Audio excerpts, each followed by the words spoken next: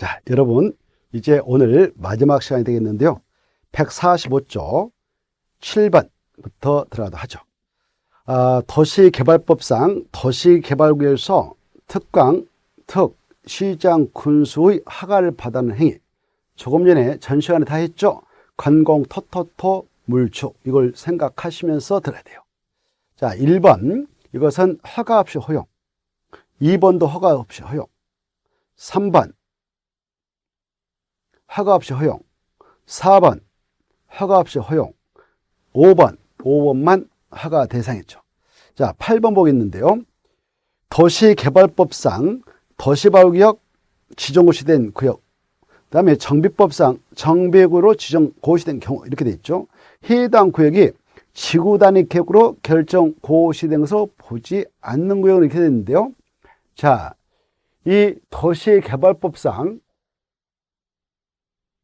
국토가 이렇게 있다. 도시지역이다. 도시는 다시 주거적, 상업적, 공업적, 녹적이 있다.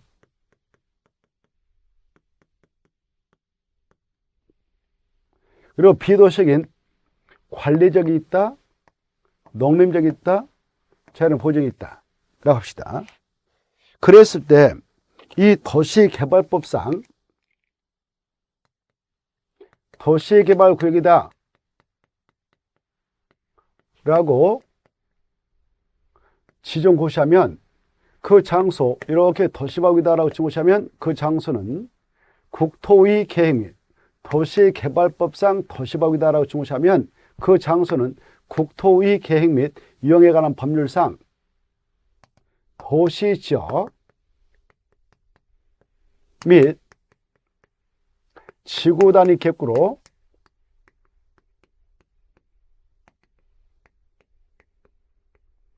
결정 고시된 걸로 간주하죠. 간주됩니다. 그런데 말이죠. 예외가 있죠. 단,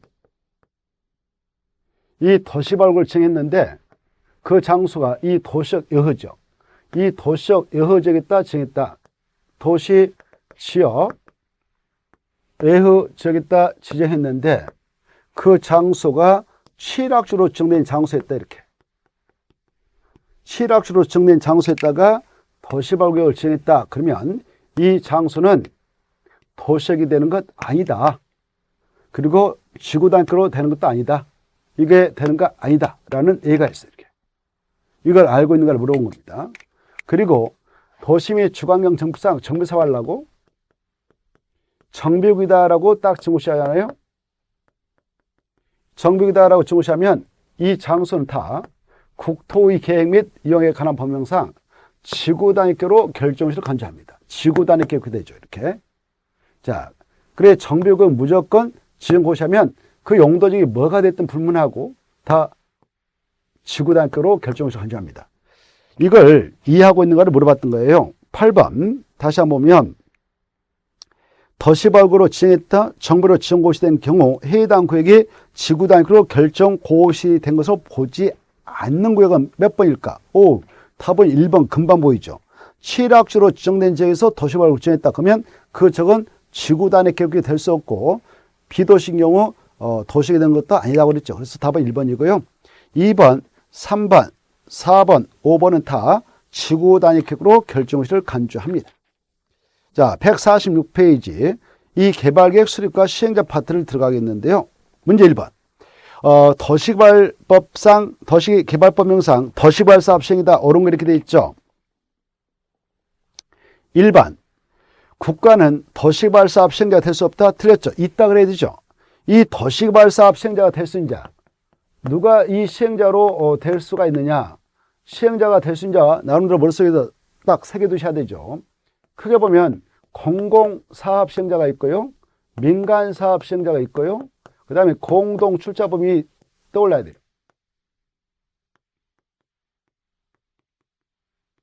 이때 공공사업 시행자로 등장할 수 있는 자들이 약자로 국지전공이 있었죠. 국지공, 국가, 지방자치단체, 정부 출연기관의 두 가지 있죠. 정부 출연기관, 국가철도공단하고 국제자유도시개발센터, 그 다음에 공공기관, 지방공사가 있었죠. 그래, 지방공사도 될 수 있고 공공기관으로선 토수는 관철매 6개가 떠나야 되죠. 한국토지동사, 한국수자원사, 한국농사, 한국관광사, 한국철도공사, 매공사, 이게 떠나야 돼. 얘네들이 다 시행자가 될 수 있는 거 아닙니까? 그 다음에 민간사업 시행자라고 하는 거, 바로 이 도시개발구역 안에 있는 토지 소유자도 될 수 있고, 그들이 환지방식을 취하는 사업장에서 도시발조합을 만들었다면 그때 환지방식인 사업장에서 도시발조합도 시행자가 될 수 있다. 이런 것들 떠나야 되죠. 그리고 수도권 정비 계획에 따른 수도권 그 가압 역정에서 수도권 외곽지역으로 이전하는 뭐 학교보험, 공유보험도 될 수 있고요. 주택법상 사업자 등록 마쳤던 자로서 그 주택단지에 이르는 기반시설 설치할 때는 시행자가 될 수 있다. 그리고 건설산업기본법, 건설산업기본법에 따른 건설업, 토목, 공사업 면을 가지고 있는 자로서 도시발사업 시행 능력이 있다고 인정되는 자. 그 다음에 부동산 개발업자로서 도시발사업 시행 능력이 있다고 인정되는 자들. 그리고 이상의자들 조합 빼버리고 이상의자가 공동을 출자해 만든 공동출자원도 될 수 있다. 이런 것들이 시행자가 될 수 있는 파트에서 정리가 돼 있어야 돼요. 1번에 그래서 틀렸죠. 국가는 시행자가 될 수 없다가 아니라 있다 그랬죠. 2번 한국철도공사는 역세권 개발 사업을 시행하는 경우만 시행자가 될 수 있다. 틀렸어요. 한국토지주택공사 아니고 국가철도공단이에요. 국가철도공단은 역세권 개발 사업 활동은 시행자 지정을 받아서 들어가서 사업할 수 있고요. 한국철도공사는 그렇지 않습니다. 그리고 제주국제자유도시개발센터는 바로 제주특별자치도 내에서 개발 사업 활동만 시행자가 되지 육지에서는 시행자가 될 수 없다. 이런 것들이 머릿속에 떠올랐으면 좋겠습니다. 3번 보겠습니다. 지정권자는 시행자가 도시개발 사업에 관한 실시에 인가를 하는 경우, 다시 시행자가 도시개발 사업에 관한 실시의 인가를 받은 경우 이 도시개발법상 시행자가 되었다. 실시가 작성했다. 지정권자도 인가 신청, 인가 고시 떨어졌다. 인가 고시가 떨어졌다는 것은 사업 착수해도 된다 이 말이죠. 사업을 착수하고 인가 고시 내줬는데 미적거리고 2년 동안 안 들어가면 시행자 변경할 수 있죠.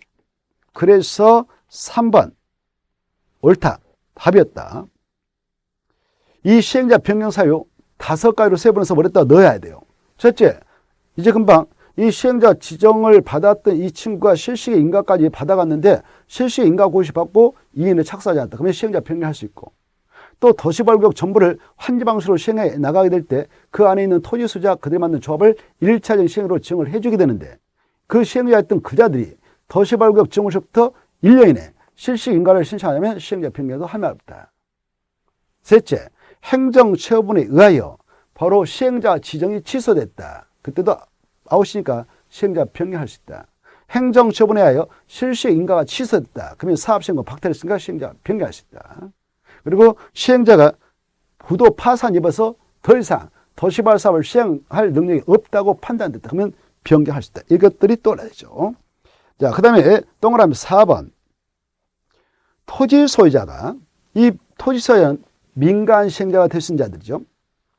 이런 민간 사업 시행자가 도시개발구역 지정을 제한한다. 그때는 대상 토지 면적이 아까 3분의 2상에 해당하는 토지 소유자 가로고 지상권자 포함해서 동에서 받아서 내라고 했죠.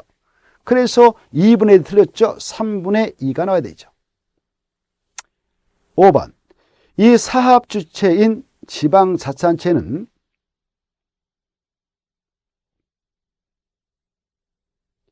조성된 토지 분양을 주택법에 따른 주택건설 사업자에게 대행하게 할 수 없다. 틀렸습니다. 대행하게 할 수 있죠. 이 지방자치단체가 도시개발 사업을 해서 조성했습니다. 그 토지를 분양해서 팔아먹어야 되는데 그때 토지 그 분양권은 주택법상 주택건설 사업자로서 등록했던 등록사업자들이 있단 말이에요.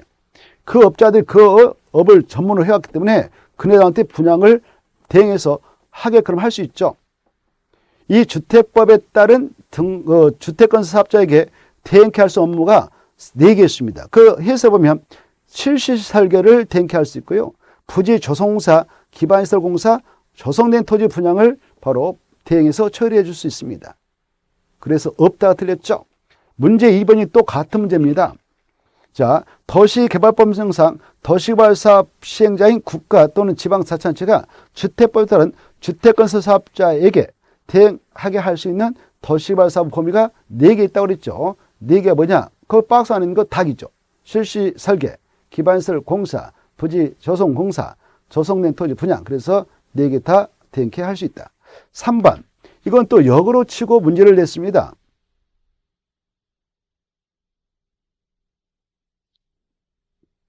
도시개발법령상 지정권자가 도시개발구역 전부를 환지방식으로 시행하는 도시개발사업을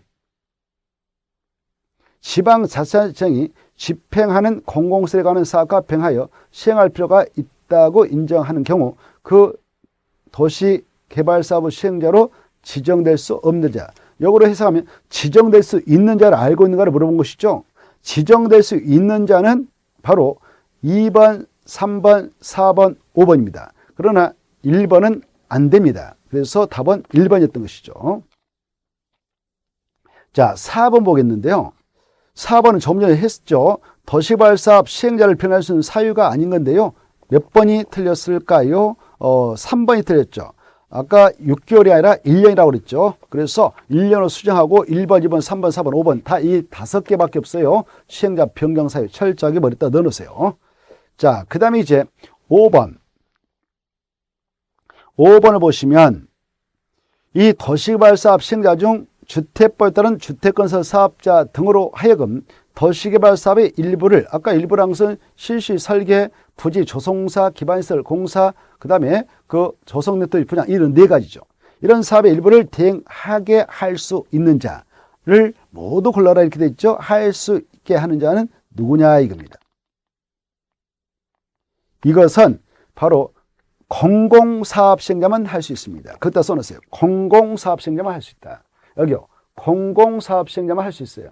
그래 주택건설 사업자 등에게 도시개발 사업의 일부 업무를 좀 대행해 주세요라고 할 수 있는 자는 공공사업 시행자만 할 수 있지 민간 시행자들은 그런 자격이 없습니다.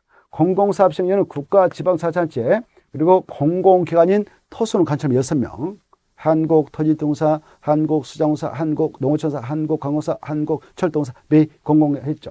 정부 출연기관인 국가철도공단, 제주국제자유도시개발센터 했죠. 지방공사. 이네들만 그렇게 할 수 있도록 법에서 허용합니다. 그래서 이네들을 알고 있어야 풀 수 있는 내용이죠. 5번.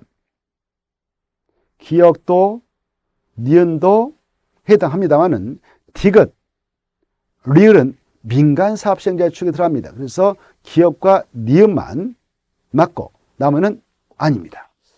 해설을 잘 받으셔요. 자, 그 다음에 이제 150페이지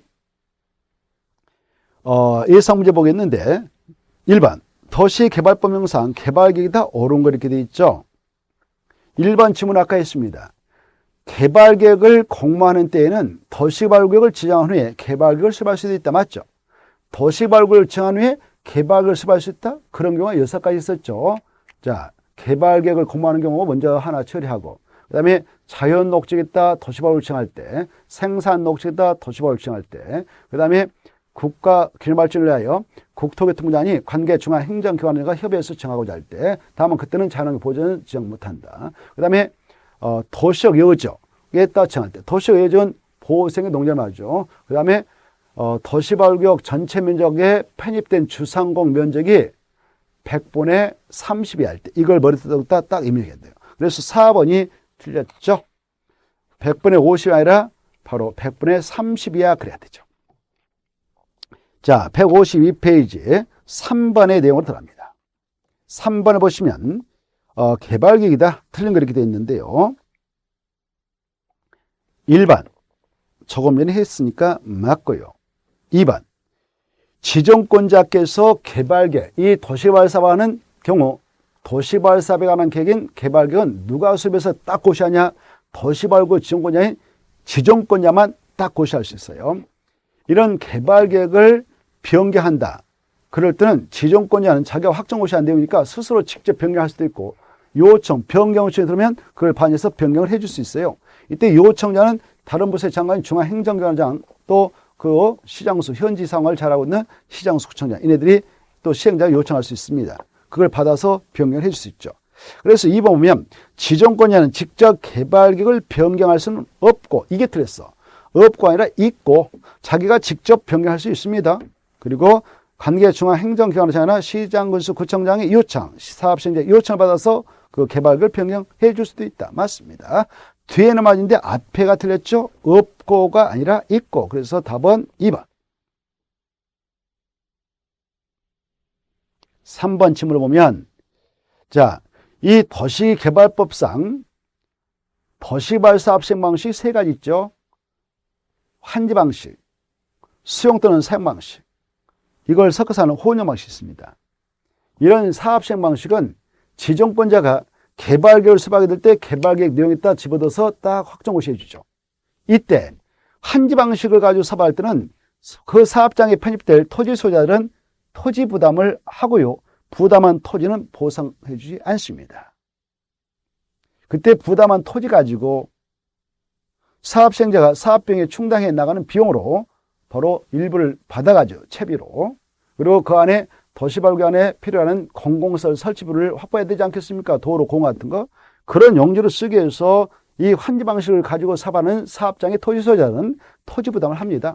이런 토지 부담이 수반되는 방식이 바로 환지 방식이기 때문에 환지 방식을 정해서 사업하겠다라고 환지계획을 작성하려는 그 지정권자는 미리 그 부지에 편입될 토지 소유자의 동의를 받아야 되죠. 얼마?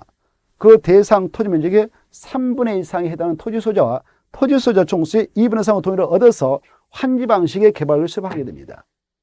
그런데 그 시행자가 누구일 때는 바로 그런 동의 받을 필요 없이 환지 방식의 개발을 수립할 수 있을까요? 국지죠. 국가하고 지방자치단체.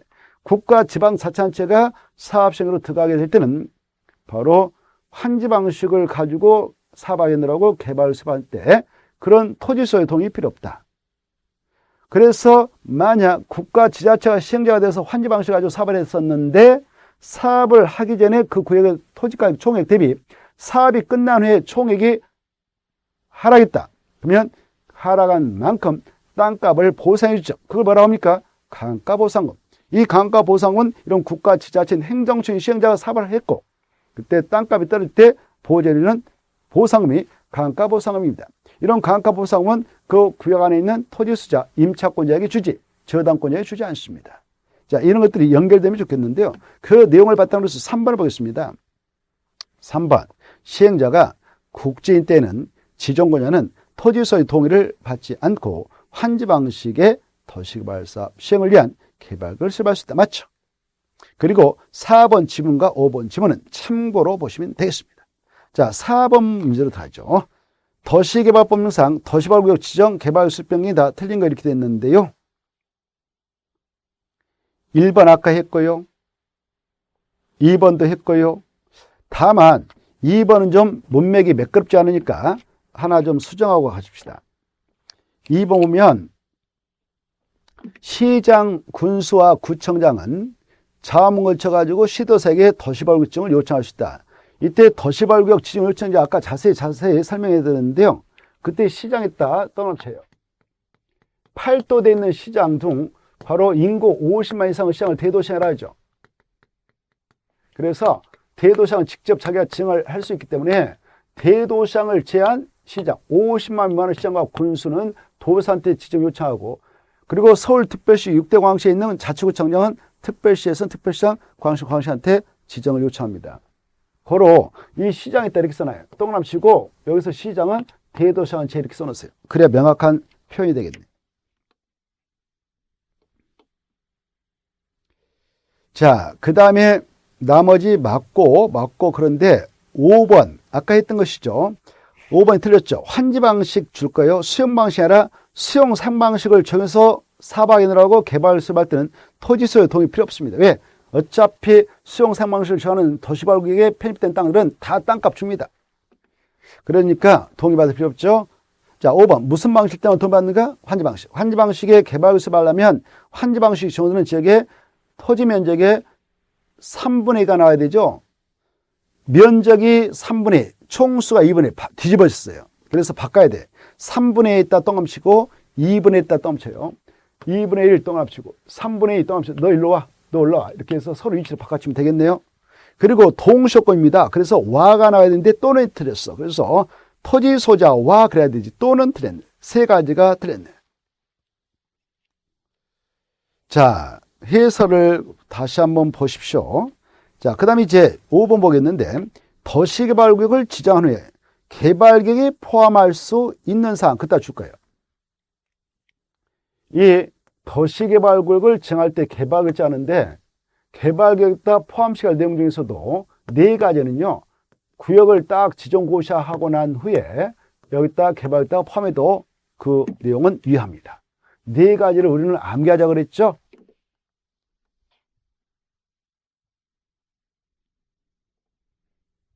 약자로 암기할 때 박수세수 이렇게 암기하자고 그랬어요. 이걸 외우지 못하면 문제 풀 수가 없어요. 그래, 도시개발구역 밖에 설치를 필요한 기반시설이 있을 거 아닙니까? 도로 같은 이런 기반시설 설치 비용은 누가 부담을 할 것인가? 이런 부담계. 구역 지정하고 나중에 개발에다 포함이 됩니다.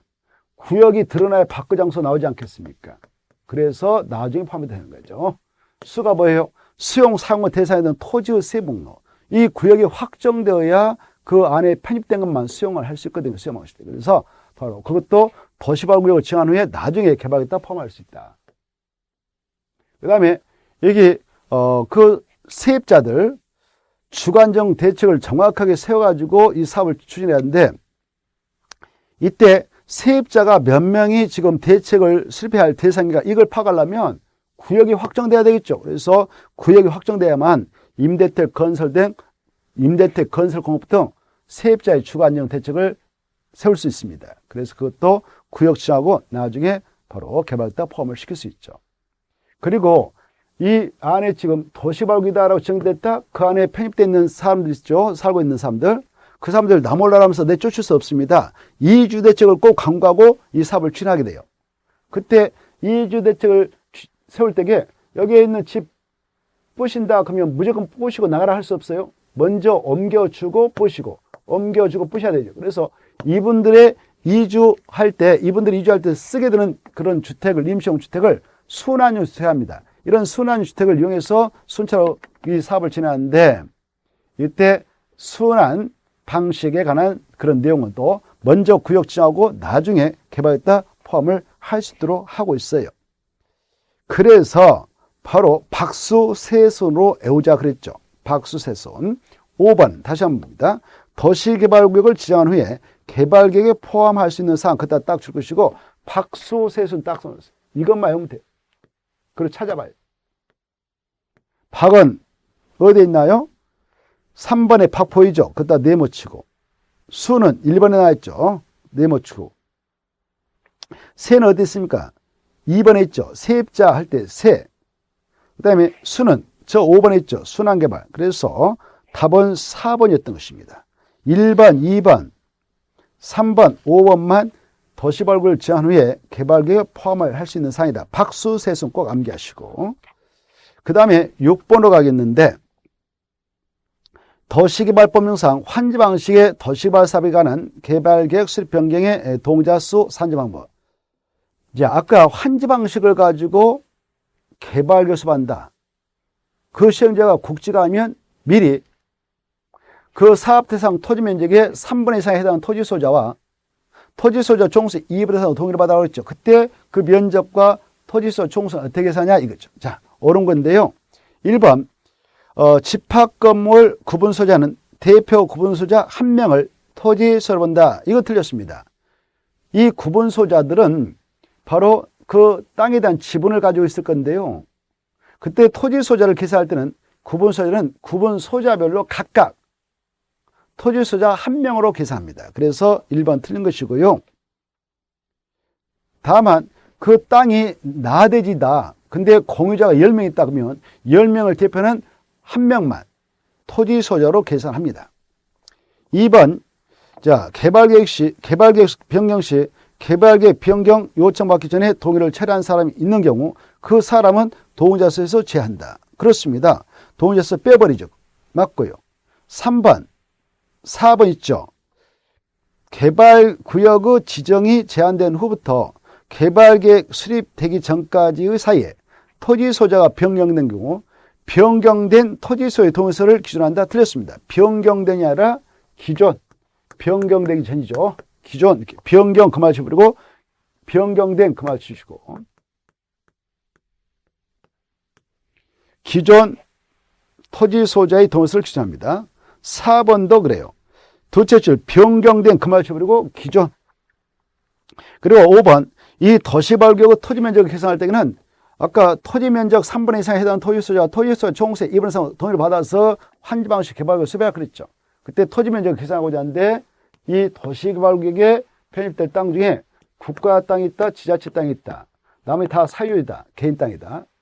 그때 국가, 지자체 토지 면적도 포함해서 그 면적, 사유의 토지 면적 다 합해가지고 그 토지 면적 3분의 2상에 해당하는 토지 소재 동의를 받느냐, 국공유 제하고 사유지만 가지고 하느냐, 국공유도 포함된다 이게 중요해요. 그래서 바로 제한다가 틀렸죠?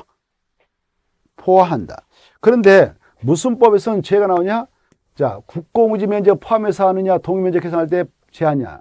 이 국토의 계획 및 이용에 관한 법률에서는 제가 나와요. 그래서 국제 제한다. 도시개발법에서는 포함이 나와요. 그래서 기억할 때 국제도포 이렇게. 국토개법은 국공유 면적 있다면 제해서 동의면적 계산하고 도시개발법은 국공유 면적을 포함해서 동의면적 계산한다 이렇게. 그래 우리가 국토의 계획 및 이용에 관한 법령상 도시계획 군관리계획 입안 제한서 낼 때게요. 기반서 설치적 및 계량을 위한 입안 제한을 할 때는 대상 토지 면적의 5분의 4 이상에 해당하는 토지소의 동의서 처음에서 내라 했어요. 그때 그 면적 계산할 때는 국공유지가 있다면 그것은 제해. 이런 거 했습니다. 자, 그 다음에 155페이지 도시개발법은 다음 시간에 하기로 하고 오늘은 여기서 마무리 짓도록 하겠습니다. 여러분들 고생 많으셨고요. 건강 잘 챙기면서 우리가 화이팅 해봅시다.